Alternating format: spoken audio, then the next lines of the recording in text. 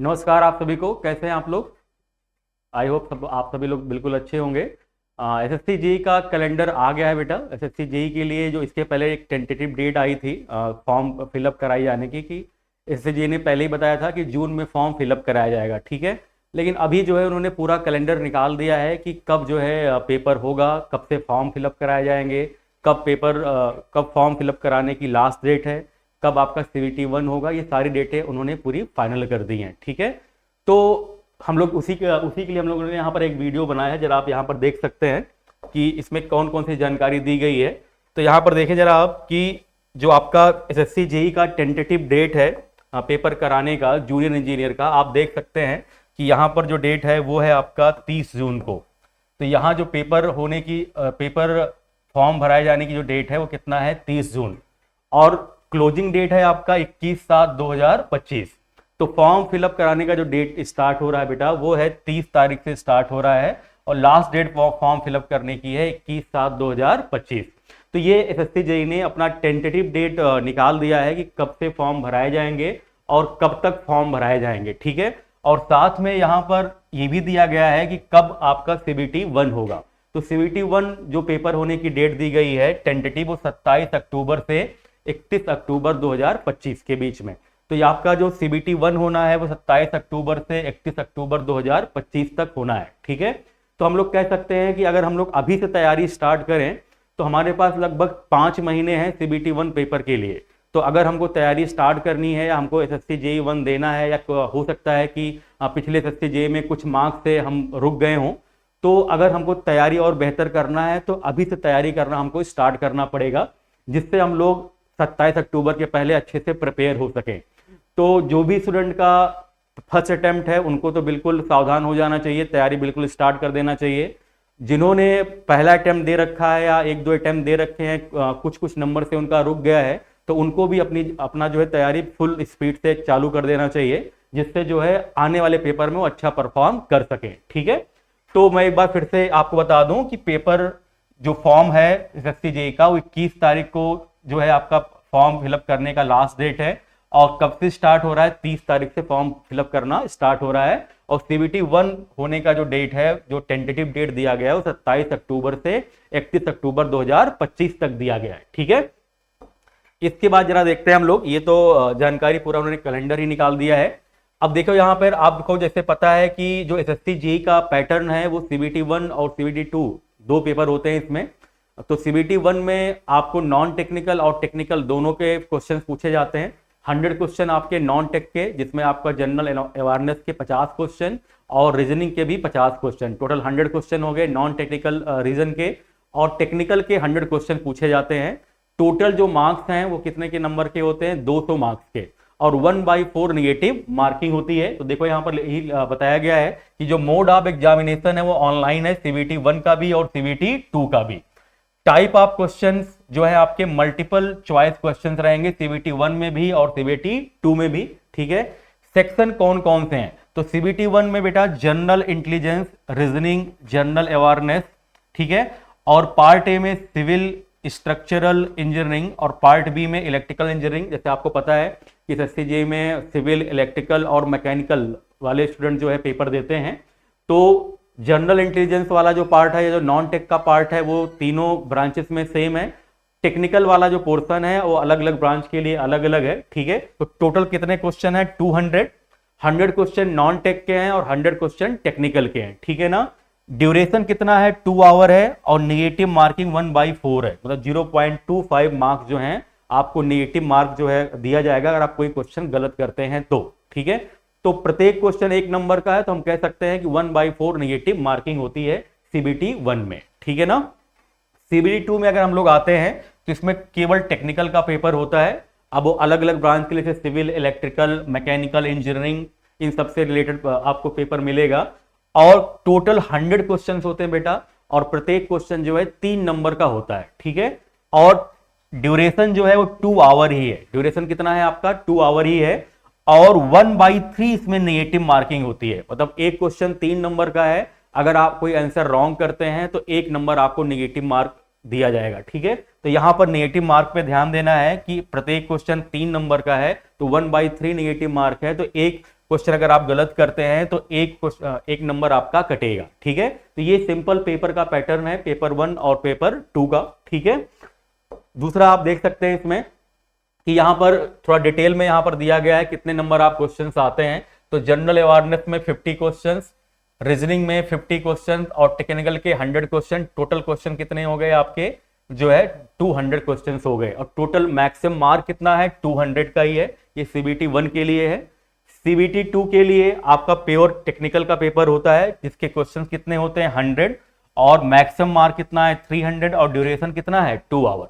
तो प्रत्येक क्वेश्चन आपका 3 नंबर का है। ठीक है, और मैक्सिमम मार्क कितने हैं 300 है। ये आपका डिटेल में सिलेबस है कि हम लोग रीजनिंग और जनरल इंटेलिजेंस में कौन कौन सा जो है सब्जेक्ट है। तो ये आप सब्जेक्ट देख सकते हैं कि कौन कौन से सब्जेक्ट इसमें दिए गए हैं। इन सब्जेक्ट से आप अच्छे से तैयारी कर सकते हैं। इसके बाद जरा देखिए यहाँ पे ये जनरल इंटेलिजेंस का जो है आपका और रीजनिंग का पूरा आपको दिया गया है कि कौन कौन से सिलेबस में कौन कौन सी चीजें आपको पढ़नी है। जैसा कि आप सभी लोग जानते हैं वही सेम सिलेबस वहां पर है, कोई चेंज नहीं है। जो एसएससी जेईई का पैटर्न पहले था, इसके पहले वही सेम पैटर्न अभी भी है, इसमें कोई चेंजेस नहीं है। ठीक है, और यहां पर सिविल इंजीनियरिंग का जो पेपर 1 होना है सीबीटी 1, उसमें building material, estimating, costing, valuation, surveying, soil mechanics, hydraulics, irrigation engineering, transportation engineering, environmental engineering. तो वही सेम सिलेबस है, सिलेबस में बेटा कोई चेंज नहीं है। स्ट्रक्चरल इंजीनियरिंग में देखिए theory of structure, concrete technology, RCC design और स्टील डिजाइन। तो ये सीबीटी 1 का आपका जो है सिलेबस है। ऐसे इलेक्ट्रिकल इंजीनियरिंग में देखिए पूरा आपको दिया गया है, basic concept, circuit law, magnetic circuit, AC fundamentals, measurement and measuring instrument, electrical machines, fractional kilowatt motor and single phase induction motor, synchronous machine, generation, transmission and distribution. तो सिलेबस जो है पूरा सेम है, सिलेबस में कोई changes नहीं है। तो जो सिलेबस इसके पहले से जेईई में था वही सेम सिलेबस बेटा अभी भी है। तो ये हो गया सीबीटी 1 की बात। ठीक है, ऐसे मैकेनिकल इंजीनियरिंग का भी सिलेबस है, तो सिलेबस में कोई चेंज नहीं है। जो पहले सिलेबस था वही अभी भी सिलेबस है, सिलेबस में कोई चेंज नहीं है। ठीक है, अब देखिए यहां पर exam SSC JEE paper 1 exam pattern 2025। तो देखिए कोई भी चेंज नहीं है बेटा, जैसा आप लोग देख पा रहे होंगे। रीजनिंग के 50 क्वेश्चंस हैं, जनरल अवेयरनेस के 50 क्वेश्चंस हैं, और जनरल इंजीनियरिंग के आपके 100 क्वेश्चंस हैं। अब इंजीनियरिंग आपका सिविल, इलेक्ट्रिकल या मैकेनिकल का हो सकता है। तो जो पहले आपका पैटर्न था वही सेम पैटर्न अभी भी है, पैटर्न में कोई चेंज नहीं है। ठीक है, तो आप अच्छे से एग्जाम की तैयारी करना स्टार्ट कर दीजिए। ठीक है, और ये एसएससी जेईई का सिलेक्शन प्रोसेस है। ठीक है ना, तो मार्कशीट में कौन कौन से डॉक्यूमेंट आपको लगेंगे जब आप क्वालिफाई कर जाते हैं या जब फॉर्म भरते हैं। तो मार्कशीट आपको चाहिए, सर्टिफिकेट चाहिए क्लास 10th का, मार्कशीट और सर्टिफिकेट चाहिए क्लास 12th का, फाइनल मार्कशीट ग्रेजुएशन का चाहिए, graduation degree certificate, transfer certificate, experience certificate. अब इस वाले कॉलम पे जरा हमको ध्यान देना है, ये जो एक्सपीरियंस सर्टिफिकेट लिखा है इफ एनी। तो देखिए एसएससी जेईई में डिप्लोमा और बीटेक दोनों के बच्चे एलिजिबल होते हैं। अगर बीटेक का बच्चा अप्लाई कर रहा है एसएससी जेईई में तो उसके लिए किसी भी डिपार्टमेंट में जाने के लिए कोई एक्सपीरियंस की रिक्वायरमेंट नहीं है। लेकिन अगर बच्चे ने डिप्लोमा कर रखा है तो कुछ डिपार्टमेंट्स ऐसे हैं जिसमें आपको 2 साल मिनिमम एक्सपीरियंस की रिक्वायरमेंट है, तभी उस आप डिपार्टमेंट को ले सकते हैं। अगर आपके पास एक्सपीरियंस नहीं है 2 साल का तो आप उस डिपार्टमेंट में नहीं जा सकते हैं। जैसे एमईएस हो गया, बीआरओ डिपार्टमेंट हो गया, तो इन सब डिपार्टमेंट में आप तभी जा पाएंगे, स्पेशली डिप्लोमा वाले स्टूडेंट, जब उनको कम से कम 2 साल का एक्सपीरियंस हो। लेकिन बीटेक के लिए ऐसा कोई क्राइटेरिया नहीं है, 0 एक्सपीरियंस की रिक्वायरमेंट है। इसलिए देखिए यहां पर लिखा हुआ है एक्सपीरियंस सर्टिफिकेट इफ एनी। ठीक है, अगर आप कैटेगरी स्टूडेंट में आते हैं तो रिजर्व कैटेगरी सर्टिफिकेट आपको लगेगा, पीडब्ल्यूडी सर्टिफिकेट लगेगा आप अगर उस कैटेगरी में आते हैं। ठीक है ना, तो ये सारे सर्टिफिकेट्स की रिक्वायरमेंट होती है जब आप फॉर्म फिलिंग करते हैं तो, और यही सेम सर्टिफिकेट लगता है जब आप क्वालिफाई कर जाते हैं एग्जाम जो है डॉक्यूमेंट वेरिफिकेशन के लिए। ठीक है, इसके बाद जरा देखिए ये बेसिक पे है आपका 35,400, ग्रेड पे कितना है 4200, पे लेवल कितना है लेवल 6 का है, और बाकी आपको अलाउंस मिलते हैं जो क्योंकि ये ऑल इंडिया पैन इंडिया की जॉब होती है बेटा, कहीं पर भी आपकी पोस्टिंग हो सकती है। तो अलग अलग सिटीज का जो है अलग अलग अलाउंस होता है। अगर आप जो है मेट्रो सिटी में जाते हैं आपका अलाउंस ज़्यादा होता है, तो उस हिसाब से आपकी सैलरी क्या हो जाती है, बढ़ जाती है। ठीक है, तो उसी के बारे में यहाँ पर जानकारी दी गई है। X city, Y city, Z city, ये अलग अलग कैटेगरीज होती हैं सिटी की। जो भी जितनी बड़ी सिटी होती है, जो मेट्रो सिटीज़ होती हैं, वहाँ पर अलाउंस ज़्यादा लगता है। जैसे देखिए एक्स सिटी में कितना अलाउंस लग रहा है, आपको पैसा मिल रहा है एक्स्ट्रा 8,496 रुपये, 24% आपको अलाउंस मिलता है। ठीक है, तो ये आपको एक बेसिक आइडिया दिया गया है कि आपकी सैलरी कितनी होने वाली है। तो जल्दी करिए, एग्जाम की तैयारी करना स्टार्ट कर दीजिए, जिससे आपको इतनी अच्छी सैलरी मिल पाए। ठीक है ना। अब यहां पर देखिए जो डिपार्टमेंट्स हैं जूनियर इंजीनियर के, जो किस किस डिपार्टमेंट पे आपको इसमें जॉब मिलती है, तो इसको हमें क्या करना होता है, जब फॉर्म फिलअप करते हैं तो हमें एक जो है सीक्वेंस में भरना होता है कि आप किस डिपार्टमेंट में पहले जाना चाहते हैं। तो जब आपका कट ऑफ निकलता है, जिस हिसाब से आपके मार्क्स होते हैं, जिस हिसाब से हमने चॉइस फिलिंग की होती है, उस हिसाब से आपको डिपार्टमेंट मिलते हैं। तो मैक्सिमम बच्चों का सपना होता है सीपीडब्ल्यूडी के लिए। ठीक है, तो मैक्सिमम बच्चे सीपीडब्ल्यूडी को फर्स्ट प्रायोरिटी पर रखते हैं। ठीक है ना। तो डिपार्टमेंट सारे ही अच्छे हैं, लेकिन सीपीडब्ल्यूडी जो डिपार्टमेंट है, ये हर सिविल इंजीनियर का जो है सपना होता है कि अगर हम लोग इंजीनियर बन रहे हैं तो हमें पीडब्ल्यूडी डिपार्टमेंट मिलना चाहिए। तो पहली प्रायोरिटी मैक्सिमम स्टूडेंट सीपीडब्ल्यूडी ही भरते हैं। ठीक है ना।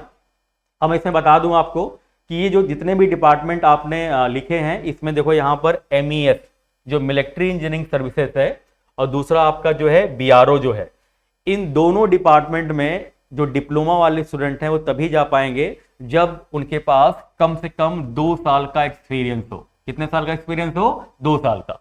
तभी इन दोनों डिपार्टमेंट में आप जा सकते हैं। अगर आपके पास 2 साल का एक्सपीरियंस नहीं है तो आप इन डिपार्टमेंट में नहीं जा सकते हैं।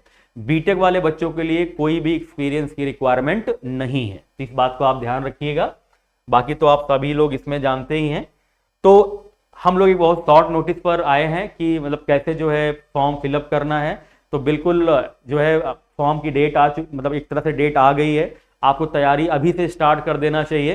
ठीक है, और हम लोग भी प्लान कर रहे हैं कि हम लोग भी MD टेक्निकल क्लासेस के प्लेटफॉर्म से SSC JEE का जो है बैच लॉन्च करें। तो अगर आप SSC JEE की तैयारी MD क्लासेस या हमारे साथ करना चाहते हैं तो आप जरूर कमेंट बॉक्स में लिखिए, और साथ में आप ये भी बताइए कि आपका ये कौन सा अटेम्प्ट है, आप फर्स्ट अटेम्प्ट दे रहे हैं कि सेकंड अटेम्प्ट दे रहे हैं। ठीक है, और कुछ सुझाव है तो भी आप कमेंट बॉक्स में दे सकते हैं। और wish you all the best, आप लोग अच्छे से तैयारी करिए, जिससे आने वाले जो आपका अक्टूबर का टाइम हो, आपका पेपर बहुत अच्छा हो और इसी साल आप नौकरी लीजिए। तो MD टेक्निकल क्लासेस की तरफ से आपको बहुत बहुत हार्दिक शुभकामनाएं। Thank you.